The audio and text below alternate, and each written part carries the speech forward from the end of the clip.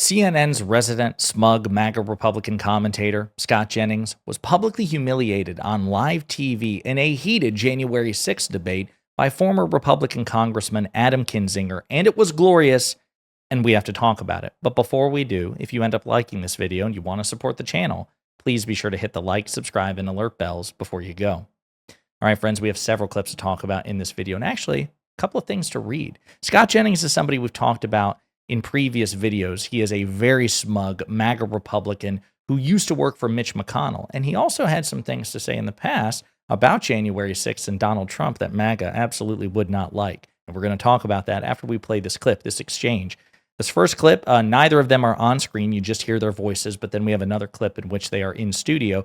But here is Scott Jennings and Adam Kinzinger, former Republican congressman who voted to impeach Donald Trump and worked on the House January 6th Select Committee, going back and forth about false equivalence. Scott Jennings? I think what Dan had just said is so important.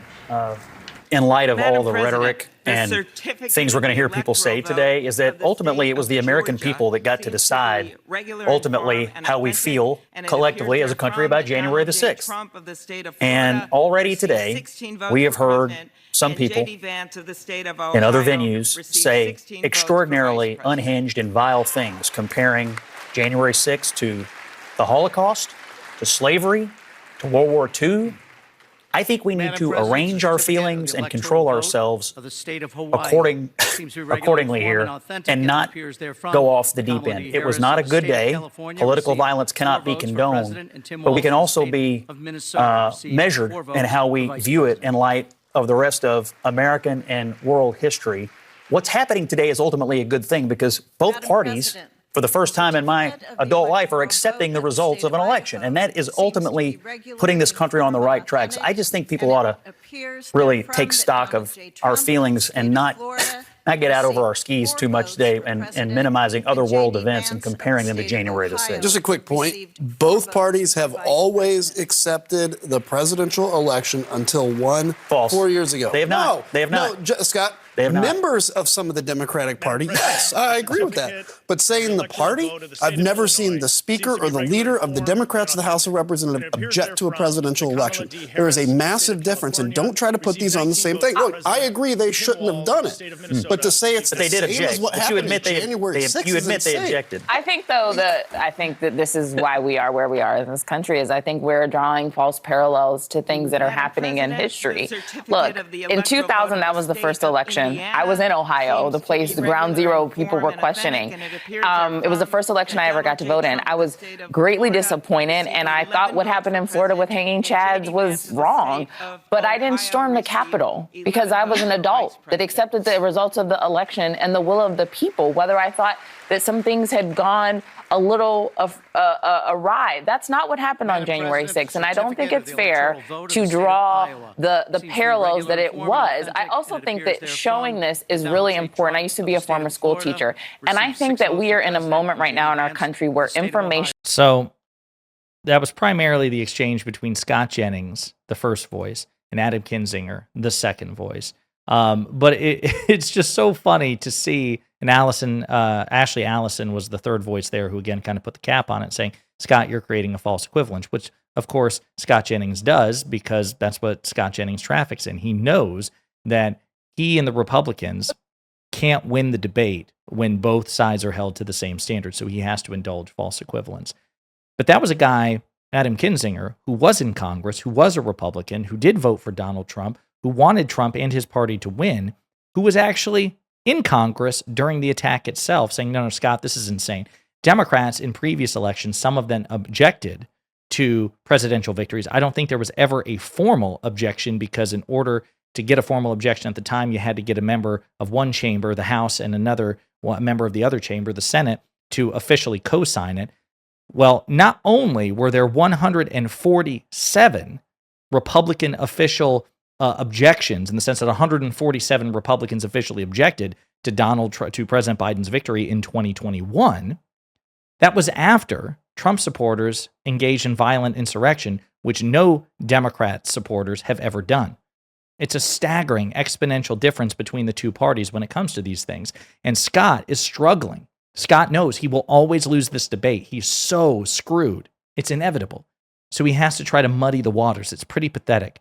He does it again in another clip. An opportunity, yet again, for him to be a leader today and say, that was a bad day in our history, and take some ownership. But there's not. And so I think it is the responsibility of all of us sitting here at the table not to forget, not to let our children forget, not so that we can remain a divided country, but so that we can try and work to something like that to never happen again. Scott? Yeah, I think it'll be remembered, but I don't think it's going to be remembered singularly. I think it's going to be remembered in the context of the last 8 years, 4 years of Trump, 4 years of Biden. I mean, the fact is it happened. It was a terrible day. Violence, political violence should never be condoned. And then we lived through 4 years of Biden's presidency, and the American people went scrambling back to Donald Trump. They chose to analyze 2 presidencies, which included one day and a whole bunch of other policy decisions, and they went back to Trump. The other thing about this day and about this election that I think is noteworthy and actually positive is this. It's not been since 1988 that Democrats have not challenged a Republican win on the floor of the House when trying to count the votes. I've never had an election in my adult professional career in which both sides basically accepted it without too much grumbling. Obviously, 00 and 04, Democrats didn't accept Bush. There were Republicans who didn't accept Obama. We know Democrats still think Russia stole the election in 2016. We know what happened in 2020. This time around, it seems to me that most people have basically accepted the results of the election. Also, the Electoral Reform Count Act passed in 2022, clarifying that the vice president only has ministerial duty, so that's going to go off without a hitch today. It feels like maybe we've gotten off the slippery slope of one side or the other not accepting the outcome of an election. So in its totality over the last quarter century, I tend to think that's a good thing. I think so. So again, the false equivalences are extraordinary. So a couple of Democrats have grumbled about Republican victories in 2000 and 2004. Again, no formal objections that I'm familiar with, and certainly not more than 100 Democrats co-signing official objections in the aftermath of an attempted insurrection. But this is what Scott has to do to create a false equivalence. And you can see, now that you can see his face, Kinzinger, former Republican Congressman Adam Kinzinger, is just pissed off by this. I was just going to say, look, I get it, and I agree that in the long run, I think that the days of, January 6 fights are probably going to be over. We did a great thing with the Electoral Count Act reform. But we have to be very careful. We can't put Democrats, and I was against them doing it when they did it, obviously, against Democrats opposing the election. Yeah. We can't put that on the same level what happened on January 6th. It's one thing for a few people to say, we're going to vote against certification of this election. Once it would have hit critical mass in the Democrats, I'm pretty sure if it would have hit critical mass, the leadership would have come out and said, no, we can't do this. Instead, Republican leadership like Kevin McCarthy shocked us all on January 1st on a phone call when he said he as well is going to object to the certification of this election. And when he did that, that's when I predicted that day there'll be violence on the 6th because you're convincing half of the country an election was stolen. And by the way, Scott, if I believed an election was stolen, I would have been on the steps of the Capitol that day because we're a country that believes we should have a voice heard. And that's the danger of terrible leadership and convincing people of lies. Straight ahead, we're going to 100%. That's the point. Like, they worked up their followers into believing this lie. And if you genuinely believed that an election was being stolen from you, what on earth would you do? And you thought that there were no recourse. That would be a predicate in the minds of most people as a revolution. That would be a predicate for a revolution in the minds of MAGA Republicans. These elected Republican leaders should have known that. They should have known better because the election wasn't stolen. It's just that Donald Trump lost. And Scott Jennings, what's interesting is he wrote an op-ed in the LA Times about why he's voting for Donald Trump. And the reason, to summarize it, is he's an unprincipled, hypocritical loser. But he had a lot to say about January 6th at the time. And this may stun you. The same guy who's trying to create a false equivalence and pretend that January 6th was really just kind of like Democrats objecting to Republicans is really fundamentally no different. This is what Scott Jennings had to say about January 6th and Donald Trump's complicity. So I should note for our viewers that you, as well as your former boss McConnell, have publicly condemned January 6th and also criticized Trump for his role in that. Although, of course, McConnell did not vote to impeach here. I wonder, as you hear that reporting there about the pieces coming together, about at a minimum the president's inaction on the day of January 6th, are there enough puzzle pieces to come together? The in your view, for the Republican Party, for the leaders across the board to step away from Trump? Well, it's a great question. I think the reckoning on this will come in 2024 if he seeks the nomination for the presidency again. I mean, look, I voted for him twice. I'm quite pleased with most of the policy outcomes of the Trump administration. But what's become clear is that he violated his oath of office. And I think we already knew a lot of this. He did not act on that day to preserve, protect, and defend the Constitution. It is in his oath of office. And so as a party, Jim, what we're going to end up having to reckon with here is, can you return someone to the White House? Will you support someone going back to the White House who, in a moment of crisis, chose to violate their oath of office? It says, to the best of my ability. And I don't think, based on this reporting and based on what we already know, anyone could argue that he acted to do his oath of office to the best of his ability. And Scott. So that's the same Scott Jennings, and sorry for the Grabian, voice of accountability, the thing that kept echoing there. There was no way to get it out. That was the same Scott Jennings who was like, yeah, Donald Trump violated his oath of office at a moment of crisis. And also he wrote this, why I am voting for Donald Trump. He wrote that in 2024. He also wrote a really interesting op-ed in January 2021, January 6th, as a matter of fact. Trump caused this insurrection, and every Republican must condemn it. So Scott Jennings referred to it as an insurrection. Opinion by Scott Jennings. This is literally an insurrection. Yeah, that's Scott Jennings. The fact that the U.S. military hasn't secured the seat of government already is a failure of leadership by the commander-in-chief. Donald Trump caused this insurrection with his lies and conspiracy theories about the election process being rigged against him. It was not stolen, but this madness was fomented by the president and his top advisors over the past several months. His attorney, Rudy Giuliani, at a rally on Wednesday called for trial by combat to a roaring crowd.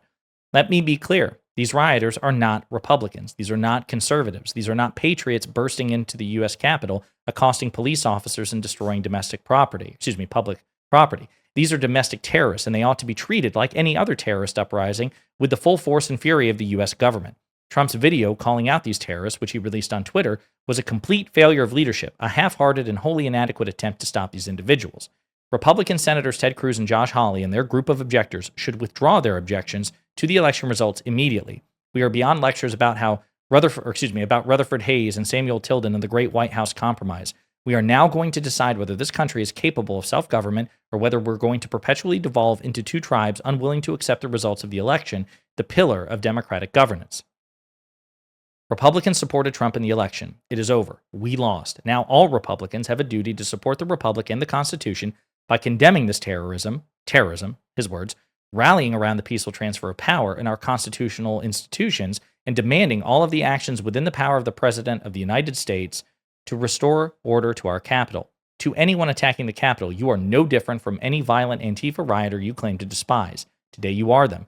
I'm ashamed and embarrassed for our country and for any Republican who fails to condemn this shameful behavior. Yes, that Scott Jennings, folks, that Scott Jennings, this guy right here, same guy who wrote that, then ultimately began to sanitize and launder Trump, and then ultimately endorsed and voted for him and is now defending him.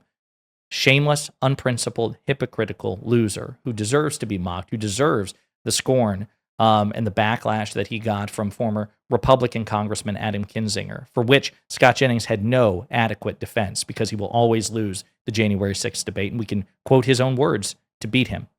And I actually posted this on Twitter once I was reminded of this op-ed. Anyone on CNN who has the distinct pleasure of interacting with Scott Jennings today should relentlessly reference and quote this brilliantly written op-ed from a patriotic conservative who bears Scott's name and DNA, but not his current values. So, that's where we are. Once again, shamelessness is MAGA's superpower. Scott Jennings probably won't care. This can be used as a cudgel by which to publicly humiliate him, and I think that's good. I think that there's virtue in that. You should take every chance you get to humiliate people like Scott Jennings, to trigger Scott Jennings, to expose Scott Jennings' cowardice and hypocrisy to the rest of the world.